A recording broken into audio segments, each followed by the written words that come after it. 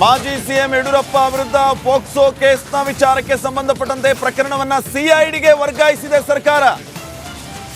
ಮಾಜಿ ಸಿಎಂ ಯಡಿಯೂರಪ್ಪ ವಿರುದ್ಧ ಪೋಕ್ಸೋ ಕೇಸ್ಗೆ ಸಂಬಂಧಪಟ್ಟಂತೆ ಈಗ ಕೆಲವು ನಿಮಿಷಗಳ ಹಿಂದೆ ಅಷ್ಟೇ ಯಡಿಯೂರಪ್ಪ ಅವರು ಮಾತಾಡಿದ್ರು. ಅದಕ್ಕಿಂತ ಮುಂಚೆ ಗೃಹ ಮಂತ್ರಿಗಳು ಕೂಡ ಮಾತಾಡಿದ್ರು. ಈಗ ಬರ್ತಾ ಇರುವಂತಹ ಲೇಟೆಸ್ಟ್ ಅಪ್ಡೇಟ್, ಪೋಕ್ಸೋ ವಿಚಾರಕ್ಕೆ ಸಂಬಂಧಪಟ್ಟಂತೆ ಪ್ರಕರಣವನ್ನ ಸಿಐಡಿಗೆ ವರ್ಗಾಯಿಸಿ ಸರ್ಕಾರ ಆದೇಶವನ್ನ ಹೊರಡಿಸಿದೆ. ಲೈಂಗಿಕ ದೌರ್ಜನ್ಯದ ಆರೋಪ ಯಡಿಯೂರಪ್ಪ ಅವರ ವಿರುದ್ಧ ಕೇಳಿ ಬರ್ತಾ ಇದೆ. ಇದೇ ವಿಚಾರವಾಗಿ ಸದಾಶಿವನಗರ ಠಾಣೆಯಲ್ಲಿ ಎಫ್ಐಆರ್ ಕೂಡ ದಾಖಲಾಗಿರೋದು. ಈಗ ಈ ಪೋಕ್ಸೋ ಕೇಸನ್ನ ಸಿಐಡಿಗೆ ವರ್ಗಾಯಿಸಿದೆ ಸರ್ಕಾರ. ರಾಜ್ಯ ಪೊಲೀಸ್ ಮಹಾನಿರ್ದೇಶಕರಿಂದ ಆದೇಶ ಹೊರಬಿದ್ದಿದೆ. ಪ್ರಕರಣವನ್ನ ಸಿಐಡಿಗೆ ವಹಿಸಿ ತನಿಖೆಯನ್ನ ಆರಂಭಿಸಲಾಗುತ್ತೆ. ಹೋಮ್ ಮಿನಿಸ್ಟರ್ ಕೂಡ ಒಂದು ಮಾತನ್ನ ಹೇಳ್ತಾ ಇದ್ರು, ಸತ್ಯಾಸತ್ಯತೆಯನ್ನ ಅರಿಯೋದಕ್ಕೆ ತನಿಖೆಯನ್ನ ಮಾಡಬೇಕಾಗತ್ತೆ ಅಂತ ಹೇಳಿ.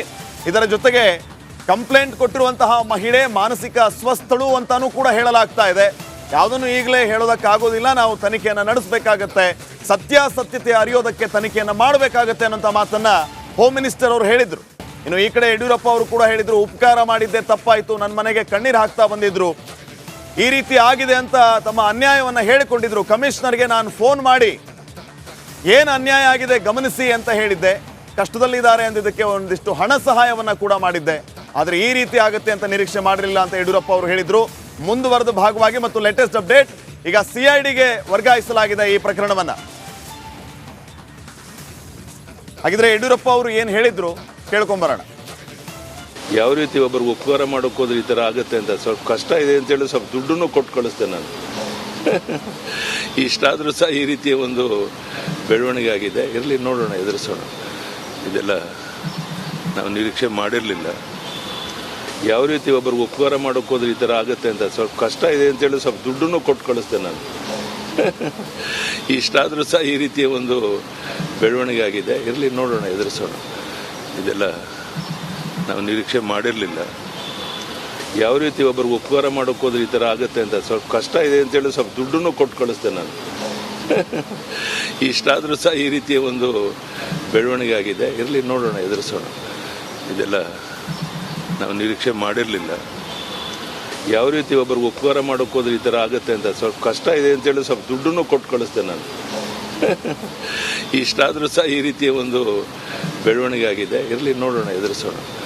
ಇದೆಲ್ಲ ನಾವು ನಿರೀಕ್ಷೆ ಮಾಡಿರಲಿಲ್ಲ. ಯಾವ ರೀತಿ ಒಬ್ಬರು ಉಪಕಾರ ಮಾಡೋಕೆ ಹೋದ್ರೆ ಈ ಥರ ಆಗುತ್ತೆ ಅಂತ ಸ್ವಲ್ಪ ಕಷ್ಟ ಇದೆ ಅಂತೇಳಿ ಸ್ವಲ್ಪ ದುಡ್ಡನ್ನು ಕೊಟ್ಟು ಕಳಿಸ್ತೇನೆ ನಾನು. ಇಷ್ಟಾದರೂ ಸಹ ಈ ರೀತಿಯ ಒಂದು ಬೆಳವಣಿಗೆ ಆಗಿದೆ. ಮಾಜಿ ಸಿಎಂ ಯಡಿಯೂರಪ್ಪ ವಿರುದ್ಧ ಪೋಕ್ಸೋ ಕೇಸ್ ವಿಚಾರಕ್ಕೆ ಸಂಬಂಧಪಟ್ಟಂತೆ ಪ್ರಕರಣವನ್ನ ಸಿಐಡಿಗೆ ವರ್ಗಾಯಿಸಿದೆ ಸರ್ಕಾರ. ಇನ್ನೊಂದು, ಈ ಪ್ರಕರಣಕ್ಕೆ ಸಂಬಂಧಪಟ್ಟಂತೆ ಘಟನೆ ಏನಾಯಿತು ಎತ್ತ ಅನ್ನೋದ್ರ ಬಗ್ಗೆ ಮಾಜಿ ಸಿಎಂ ಯಡಿಯೂರಪ್ಪ ಅವರು ಕೂಡ ಹೇಳ್ತಾ ಇದ್ರು. ಈ ಕೇಸನ್ನ ಎದುರಿಸ್ತೀವಿ ಅನ್ನೋಂತಹ ಮಾತನ್ನ ಕೂಡ ಅವ್ರು ಹೇಳ್ತಾ ಇದ್ರು. ಏನಾದರೂ ರಾಜಕೀಯ ದ್ವೇಷ ಇದೆಯಾ?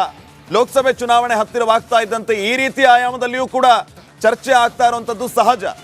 ಈಗ ಸದ್ಯಕ್ಕೆ ಈ ಒಂದು ಘಟನೆಗೆ ಸಂಬಂಧಪಟ್ಟಂತೆ ಹೋಮ್ ಮಿನಿಸ್ಟರ್ ಹಾಗೇನೆ DCM ಇಬ್ಬರು ಕೂಡ ಚರ್ಚೆಯನ್ನ ಮಾಡಿದ್ರು. ಹೋಮ್ ಮಿನಿಸ್ಟರ್ ಆಚೆ ಬಂದು ಮಾಧ್ಯಮಗಳ ಜೊತೆಗೆ ಮಾತಾಡುವಾಗ ಸತ್ಯಾಸತ್ಯತೆ ಅರಿಯೋದಕ್ಕೆ ತನಿಖೆ ಮಾಡಬೇಕಾಗತ್ತೆ ಅನ್ನುವಂತಹ ಎರಡೆರಡು ವಿಚಾರಗಳನ್ನ ಅವರು ತಿಳಿಸಿದ್ರು. ಕಂಪ್ಲೇಂಟ್ ಕೊಟ್ಟಂತಹ ಲೇಡಿ ಮಾನಸಿಕ ಅಸ್ವಸ್ಥಳು ಅಂತಾನೂ ಕೂಡ ಹೇಳ್ತಿದ್ದಾರೆ. ಎಲ್ಲವನ್ನ ಗಮನಿಸೋಣ ಅಂತ ಹೇಳ್ತಾ ಇದ್ರು. ಈ ಬಗ್ಗೆ ಮತ್ತಷ್ಟು ಮಾಹಿತಿಯನ್ನ ನೀಡ್ತಾರೆ ಪ್ರತಿನಿಧಿ ಅಜಯ್. ಈಗ ನೇರ ಸಂಪರ್ಕದಲ್ಲಿ ಜಾಯ್ನ್ ಆಗ್ತಾ ಇದ್ದಾರೆ. ಅಜಯ್, ಸಿಐಡಿ ಎಂಟ್ರಿ ಆಗ್ತಾ ಇದೆ ಈ ಒಂದು ಕೇಸ್ಗೆ ಸಂಬಂಧಪಟ್ಟಂತೆ, ಯಾವ ರೀತಿಯ ಪ್ರೊಸೆಸ್ ಇರುತ್ತೆ, ಏನಾಗಬಹುದು?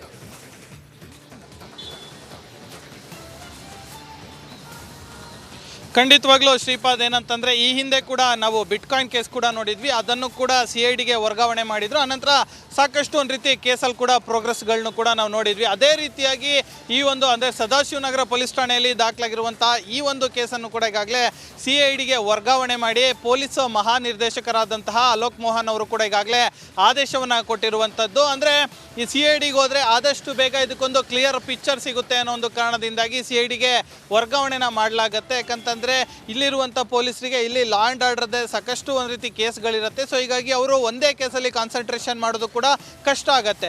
ಇನ್ನೊಂದು ವಿಚಾರ ಏನಂತಂದರೆ, ಇದು ತುಂಬ ಸೆನ್ಸಿಟಿವ್ ಆದಂತಹ ಕೇಸು ಎರಡು ಕಡೆಯಿಂದನೂ ಕೂಡ. ಹೌದು, ಒಂದು ಪೋಕ್ಸೋ ಪ್ರಕರಣ, ಇನ್ನೊಂದು ಆರೋಪ ಮಾಡಿರುವಂಥದ್ದು ಮಾಜಿ ಮುಖ್ಯಮಂತ್ರಿಗಳನ್ನ. ಸೊ ಹೀಗಾಗಿ ಈ ಎರಡು ಆ್ಯಂಗಲನ್ನು ಇಟ್ಕೊಂಡು ಇಲ್ಲಿ ತನಿಖೆಯನ್ನು ಮಾಡಬೇಕಾಗತ್ತೆ.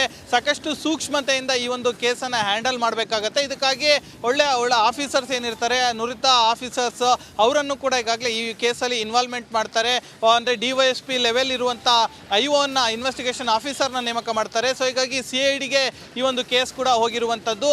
ಅವರೆಲ್ಲದು ಅಂದರೆ ಈಗ ಮನೆಗೆ ಹೋಗಿ ಈಗಾಗಲೇ ಪೊಲೀಸರು ಕೂಡ ಪರಿಶೀಲನೆಯನ್ನು ಮಾಡಿರುವಂಥದ್ದು. ಎಲ್ಲ ವಿಚಾರಗಳನ್ನು ಕೂಡ ಈಗ ಇರುವಂಥ ಅಂದರೆ ಸದಾಶಿವನಗರ ಪೊಲೀಸರ ಬಳಿ ಇರುವಂಥ ಎಲ್ಲ ವಿಚಾರಗಳನ್ನ ಮತ್ತು ಡಾಟಾಗಳನ್ನ ಮತ್ತು ಫೈಲ್ಸ್ಗಳನ್ನ ಮತ್ತು ಅವ್ರ ಹತ್ರ ಇರುವ ಸಾಕ್ಷಿಗಳನ್ನ ಎಲ್ಲವೂ ಕೂಡ ಈಗಾಗಲೇ ಟ್ರಾನ್ಸ್ಫರ್ ಮಾಡಿಕೊಳ್ಳಾಗತ್ತೆ. ಆದಷ್ಟು ಬೇಗ ಅಂದರೆ ಈಗಾಗಲೇ ಪೊಲೀಸರು ಯಡಿಯೂರಪ್ಪನವರ ಮನೆಯಲ್ಲೂ ಕೂಡ ಹೋಗಿ ಅಲ್ಲಿರುವಂಥ ಒಂದು ಅಂದರೆ ಘಟನಾ ಸ್ಥಳಕ್ಕೆ ಹೋಗಲೇಬೇಕಾಗತ್ತೆ. ಅಲ್ಲೂ ಕೂಡ ಹೋಗಿ ಎಲ್ಲ ಪರಿಶೀಲನೆಯನ್ನು ಮಾಡಿ ಬರ್ತಾರೆ. ಆನಂತರ ಸ್ಟೇಟ್ಮೆಂಟ್ಗಳನ್ನ ತೊಗೊತಾರೆ. ಯಾರ ತಾಯಿ ಏನಿದ್ದಾಳೆ ಅವಳ ಸ್ಟೇಟ್ಮೆಂಟ್ ತೊಗೊತಾರೆ, ಜೊತೆಗೆ ಆ ಬಾಲಕಿ ಏನಿದ್ದಾಳೆ ಅವಳ ಸ್ಟೇಟ್ಮೆಂಟ್ ಕೂಡ